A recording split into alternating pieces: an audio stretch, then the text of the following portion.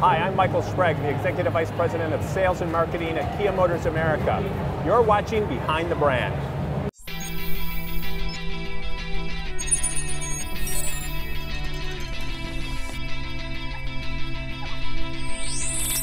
Baby, I'm playing on you tonight. Hunt you down, eat you alive. Just like animals, animals, like animals, boy. Baby, you I can smell your surprise. Just like animals, like animals, boy.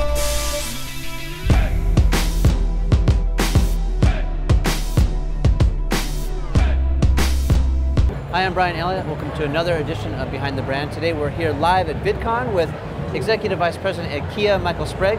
Michael, welcome to the show. Yeah, happy to be here, thanks. It's really exciting. I feel the energy. Michael, how'd you get this job? I've been in the automotive industry for most of my life. I grew up in Flint, Michigan, which was really the hub of automotive for many, many years. Yep. My grandparents were in it, my parents were in it. Wow, legacy. It's kind of a legacy, yeah, exactly. I worked for another manufacturer for many years, and then in 2008 got recruited to join Kia Motors as the Vice President of Marketing. Awesome.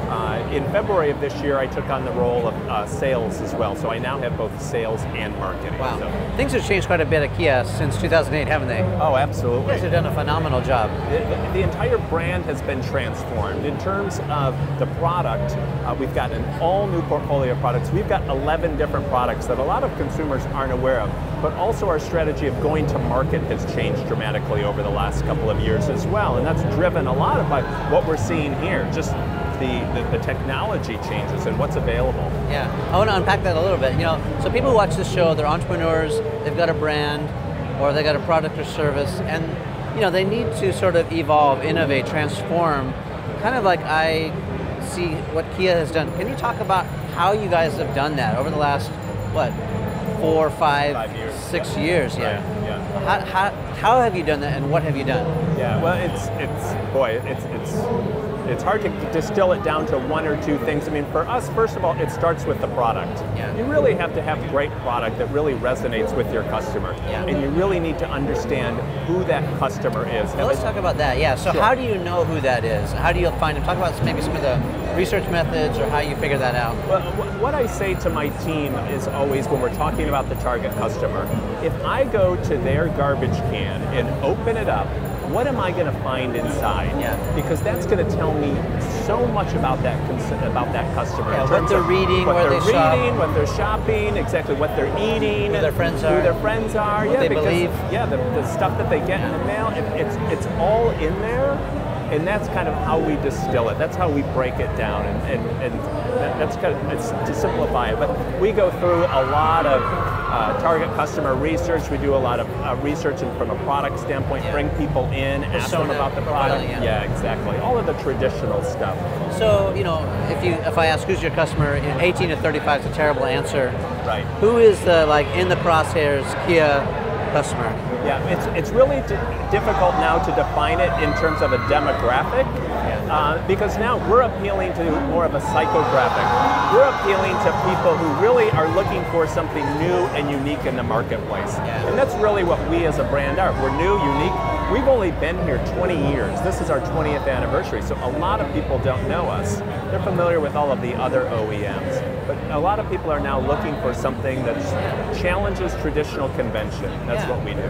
Well, what a great opportunity, right? Yes, absolutely. Because you know, they don't need to be convinced. They're already looking outside of where they already are. Right, exactly. You just need to provide what they're looking for. Right, exactly. So how do you know what they're looking for? Like the specs or certain technology. What are you guys doing to? It's spending a lot of time with the target customer. Okay. Who we're going after, but also who our customers have been. Also working a lot with our dealers. We have 760 dealers across the country, and working with them because they're really on the front lines every day. Yeah. They're talking to the customers, so we distill a lot of information through that. We do the research groups and all of those sorts of things. We do a lot of online research. We buy third-party research because it's really, I mean, for me, the answer's in the data. Yeah. So let's get the data and analyze it 7 ways to Sunday, and then we'll know who we're going after and how they want to be communicated to. Yeah. And with all of our portfolio of products, as I mentioned, we've got 11. Everybody really wants to be communicated to differently. Yeah. You know, a minivan buyer is a typical mom wants purely digital communication. She is online all the time, where some of our other buyers, not so much. They want more traditional communications. Gotcha. So we're here at VidCon. There's screams and people going crazy behind us. It's awesome. Great, isn't it? Yeah, love the energy. Why is video so important to you, and specifically YouTube or YouTube creators? Yeah, video tells such a great story, and such an in-depth story in such a short period of time. Yeah. I mean, you think of Vine. You can tell a story in 6 seconds, Yeah. or you can put a 15-minute video online and tell a more complete story. Yeah. It's just a great way of, particularly for us as a brand, telling a story. So how are you finding and connecting with some of these influencers? I know some of these people are content creators and they want to find you, they want to get found. So Right. what's sort of the criteria? Yeah, first, this is a great way to. So it's just showing up find here. us. Yeah, showing up here. And we're the official automotive partner of VidCon, and for our 2nd year in a row. So you guys have stepped up. We've stepped up because we've recognized, boy, if this is where all the creators are coming and the consumers and the entrepreneurs, everybody's coming here. Why not insert ourselves in the middle and take advantage of it? And so we've got people all over who are talking to everybody here, and they're also seeing us differently. Because we've got a clean slate as a brand amongst this audience. I mean, this is my future as a brand. Yeah. They may not be buying cars today, but they're going to be buying cars in 2 years or 5 So years. it's a seeding or 10 strategy. years. Okay. Absolutely. Yeah, smart. What category or genre do you think resonates with your future buyer? You know, is it music? We saw some music happening over there with YouTube musicians, and talk to us about some of the genres. Yeah, so our marketing strategy revolves around 4 pillars.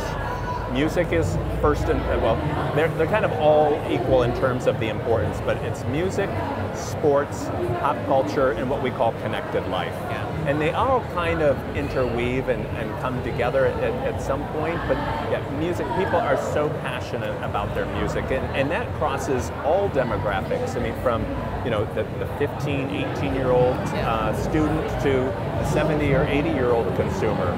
Sports, people are in the moment. I mean, look what's happening with FIFA World Cup right now.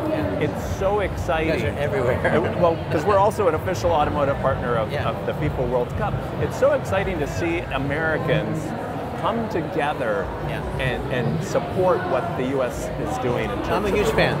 And I am too, and I've been a fan for many years, but it's great to see kind of the people who've been on the periphery jumping in. Yeah. Pop culture, I mean, nowadays everybody wants to know what's going on in the moment, and then again back to the connected life, tying it all back together through video and staying connected with your friends and family. The Soul, we've used music to launch the Soul for the last 5 years, and every year we've picked a different genre of music. I mean, we had LMFAO. Last year we had Lady Gaga. We might be coming out with a new Soul campaign later this summer that's going to take us into a whole other genre. Yeah. We did EDM a couple years ago. Yeah, but let's talk a little bit more grassroots. So I'm here at YouTube. I'm a YouTube creator. I'm a musician. I want to work with Kia. Like, what is the picking criteria? Like, how do you choose those people? Right. They're wandering the halls here. Right. But like, is it, only the people with, mass Huge amounts numbers of followers. Is and that stuff the only like that. criteria? No, not at all. I mean, you're looking for people who are authentic. I mean, the social following is obviously very important. Well, it becomes social proof. But a lot of people, like we had a campaign a couple years ago with YouTube called Who's Next? And Shay Carl and Smosh were the winners. And so we've continued that relationship over time. So, a couple years ago, they were just rising stars, and now they're huge in social media. So there's I guess what I'm saying is there's an opportunity for everybody. It's just, be authentic, come up with some really cool, relevant, creative content that people want to participate in. So another scenario, and I want you to give some advice to people who are watching, because I know they want it. how long do you give this great idea? Let's say I'm this creator and I'm not getting traction. How long do you give that great idea before you give up on it? Wow, that's a great question. It's kind of hard to say. You know, sometimes we've had great ideas from a content standpoint, but we didn't have a distribution plan. And so I would say to the people that are out there creating the content, work together with the media partners to make sure that there's a platform to launch that. Those organic ideas that spiral into huge, into social media, those are few and far between. You need a little bit of media to kind of push it out there and then let it go. So I would just make sure that people are working together. That would be my advice. So collaboration is a big key to YouTube success, or any success for that matter. Right. But are you doing the reverse model at all? So, Kia's got a humongous budget, and I wouldn't define it as humongous. well, you're supporting the World Cup, and the automotive partner. Right. In the YouTube creators world, Right. that's huge, That's fair. right? Okay. But is there any opportunity, are you collaborating sort of reverse model style? So you're doing sort of a product placement or brand integration where you're not spending thousands, tens of thousands, millions of dollars. Right. Is there grassroots stuff too going on? Yeah, absolutely. We're not big proponents of paying to insert our brand into movies or television shows or things like that. And why not? It just doesn't feel authentic to us. Yeah. You bought your way in. You bought your way in, and a lot of people know that nowadays. Yeah. But you bought your way in here. That's a fair point. But this was really more about raising awareness for my brand and allowing the people that are here to connect with us, because we are looking for new partners. We're constantly looking for new partners, and this is a good way to learn and walk around and see what's next. I mean, that's my biggest challenge as the head marketer at the company, is staying ahead of the curve. And I mean, I walk around here and I get blown away. It's just like, wow, this is incredible. And so it's kind of a two-way street. We're here to show them who we are as a brand, and they're here to show us who they are as a brand. And so hopefully we'll come away with some partnerships from some people here. Well, the way I see it too, and just to give you guys props, I mean, without brands stepping up to flip the bill and help support, because you guys have got budgets, we don't. Right. It's really interdependent. We need each other, and so you guys are actually supporting the creator community when you're here, right? Because without you, this couldn't exist, right? Right. And then we're the reason you're here. Absolutely. If we don't show up, right, you can't do your thing. Well, you can show up, but you've got to show up and show me that you have something to offer me, because. Yeah.